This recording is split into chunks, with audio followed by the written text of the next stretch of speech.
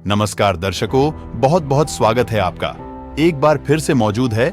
आज हम आपको बताएंगे कि आखिर तेल की खोज कब, कहां और कैसे हुई। तो बने रहे हमारे साथ। आज के दौर में जिंदगी का गुजारा करने के लिए ईंधन को बहुत अहम माना जाता है, जिसे पेट्रोल और डीजल के अलावा पेट्रोलियम और चारकोल के रूप में इस्तेमाल किया जाता है। लेकिन क्या आपने कभी सोचा है कि इस ईंधन की खोज कब और कैसे की गई थी? और पेट्रोल की खोज से पहले इंसान अपने रोजमर्रा के काम कैसे करते थे? अगर नहीं, तो इन सवालों का जवाब जानने के लिए आपको इतिहास में कुछ 170 साल पीछे जाना होगा, जहां से ईंधन की असल शुरुआत हुई थी। 170 साल पहले आम लोगों की जिंदगी।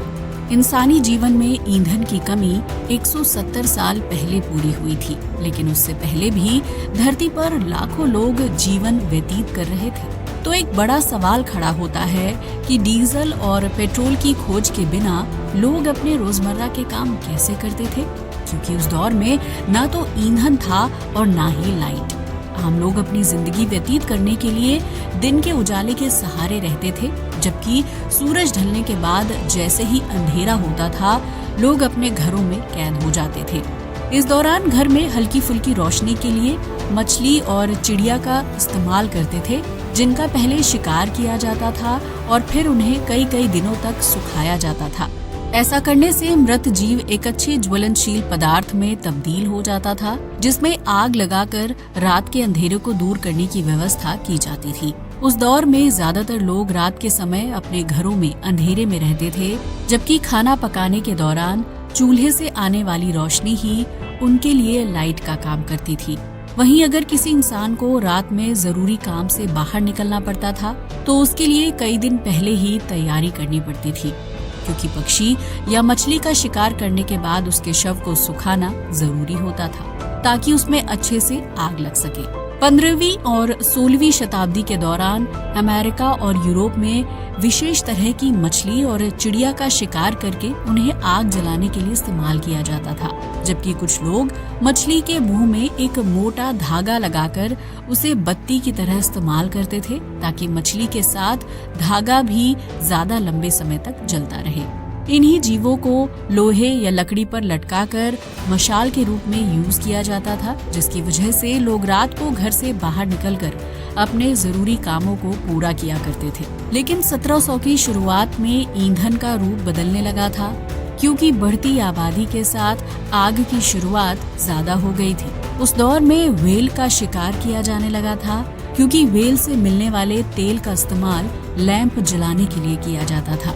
इस काम के लिए कई छोटी बड़ी कंपनियां व्हेल का शिकार करती थीं और फिर उसके तेल को छोटी छोटी बोतलों में भरकर भेजा जाता था, जिससे अमेरिका को काफी ज्यादा फायदा मिलता था और उसके द्वारा बनाया जाने वाला तेल कई देशों में लैंप जलाने के लिए इस्तेमाल होता था।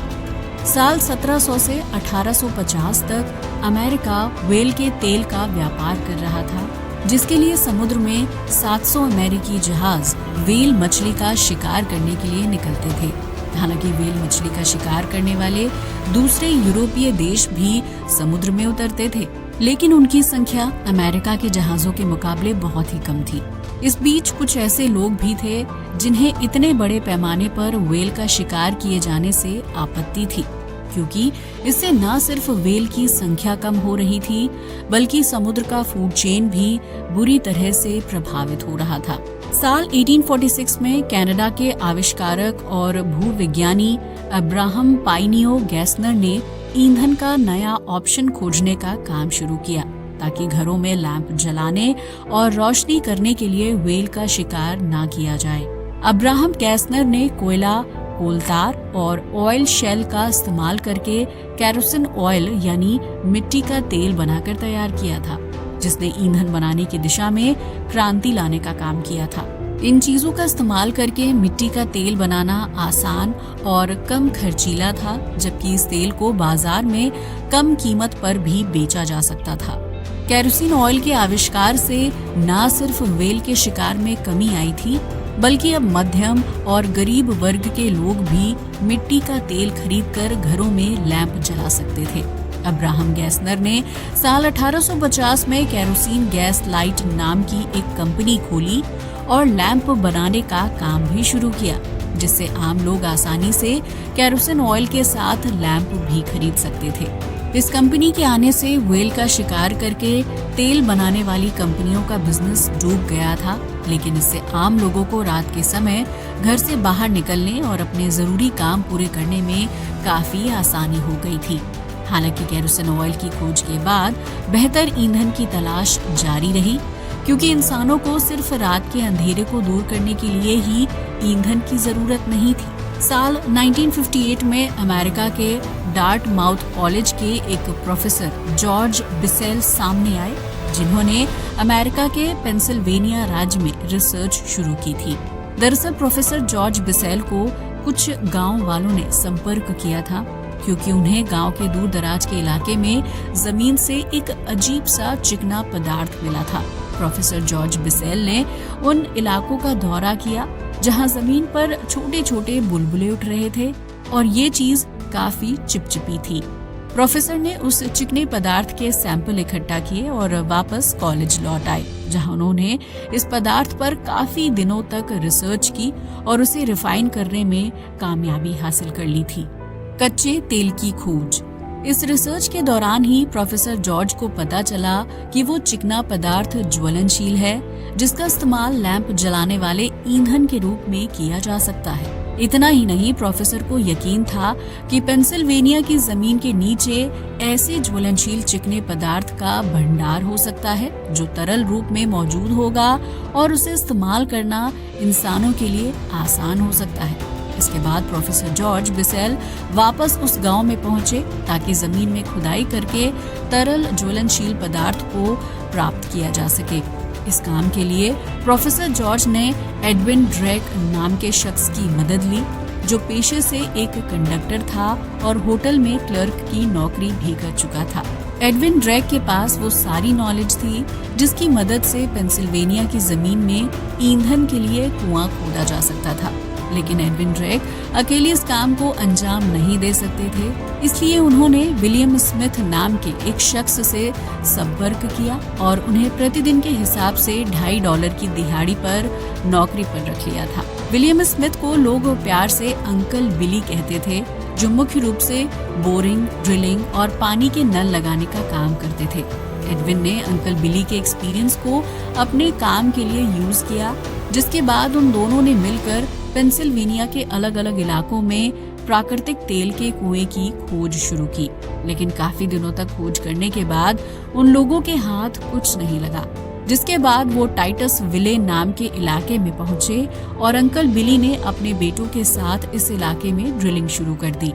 इस ड्रिलिंग के दौरान शुरुआत में जमीन से तेल की कुछ बूंदें निकली थी, जिससे उन लोगों को उम्मीद थी कि नीचे एक बड़ा तेल का भंडार है। लेकिन जमीन में 39 फीट की खुदाई करने के बाद एक बड़ा पत्थर बीच में आ गया था, जो खुदाई कर रही ड्रिलिंग मशीन के पाइप में अटक गया था। इस वजह से अंकल बिली और उनके बेटों को ड्रिलिंग का काम बीच में ही रोकना पड़ा, जिसके बाद एडविन ड्रेक एक स्टीम का इंजन लेकर खुदाई वाली जगह पर पहुंचे। इस स्टीम इंजन की मदद से ड्रिलिंग के रास्ते में पत्थर को तोड़ने की कोशिश की गई थी, जिसके बाद पत्थर टूट गया और खुदाई का काम एक बार फिर से शुरू हो गया।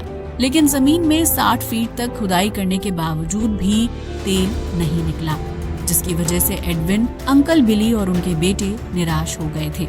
उस दौर में किसी को इस बात पर यकीन नहीं था कि जमीन के अंदर कच्चा तेल हो सकता है, जो खुदाई के दौरान पानी की तरह बाहर निकलेगा और लोगों की जरूरतों को पूरा करेगा।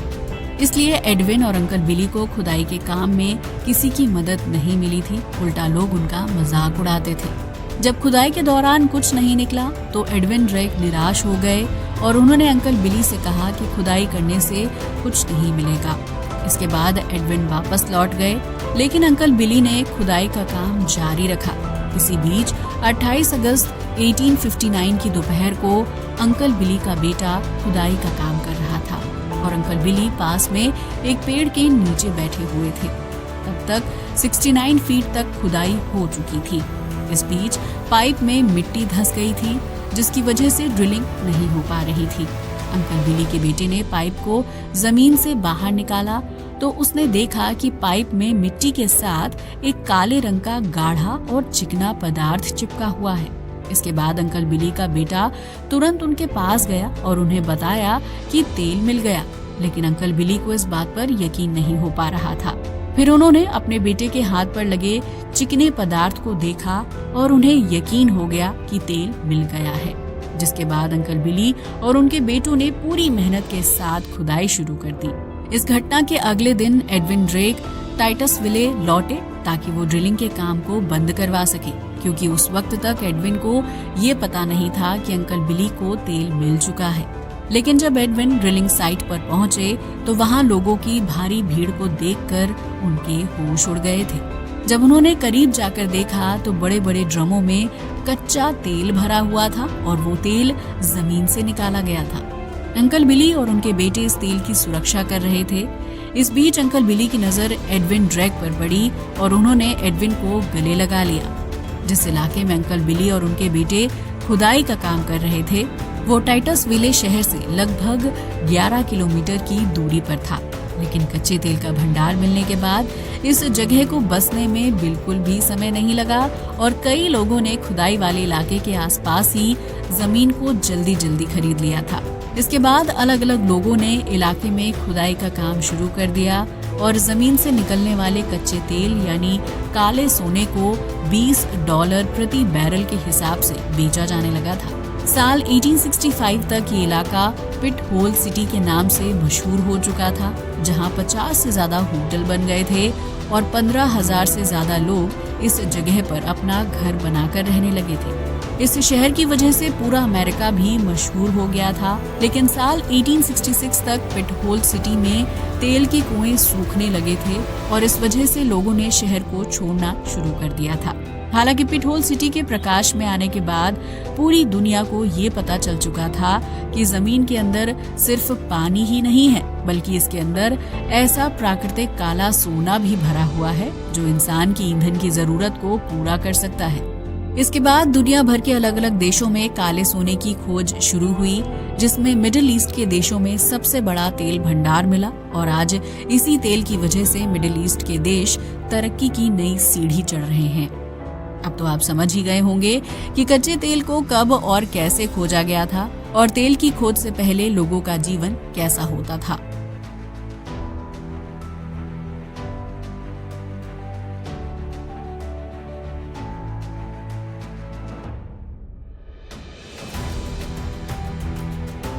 KMS न्यूज मध्य प्रदेश से मनोज देवड़ा की रिपोर्ट। और यदि सच में आपको हमारा प्रयास पसंद आया हो तो लाइक करें और साथ ही आपने अभी तक चैनल को सब्सक्राइब नहीं किया है तो कृपया चैनल को सब्सक्राइब कीजिए।